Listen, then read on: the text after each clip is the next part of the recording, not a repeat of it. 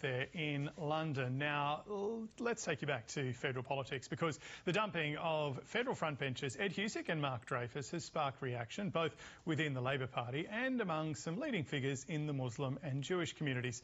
Joining us now from Sydney is Alex Ryvchin from the Executive Council of Australian Jewry. Alex, welcome back to News Breakfast.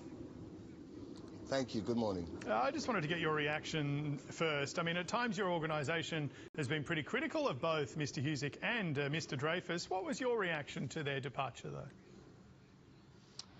Well, look, we've had a very good working relationship with Mark Dreyfus in particular over many years in his service as Attorney General. He wore the hostage pin in solidarity with the hostage families in the federal parliament.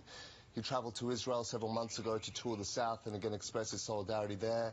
He was in Poland just recently for the 80th anniversary of the liberation of Auschwitz. He's someone who stewarded anti-doxing legislation through the parliament after over 600 Jewish creatives in this country were viciously doxed online.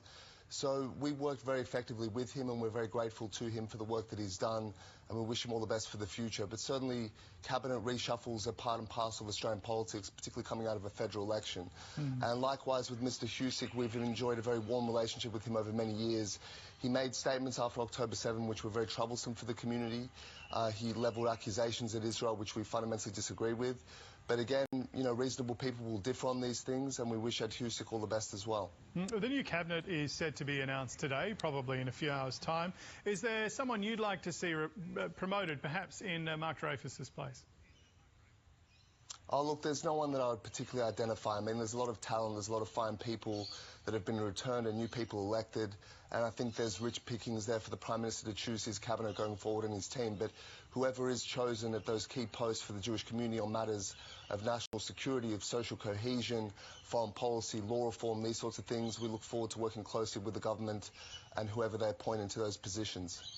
Just on the Middle East, Hamas has announced this morning that it's going to release American-Israeli hostage Idan Alexander as part of efforts to get aid back into Gaza. Are you hopeful this could help restart those stalled ceasefire negotiations?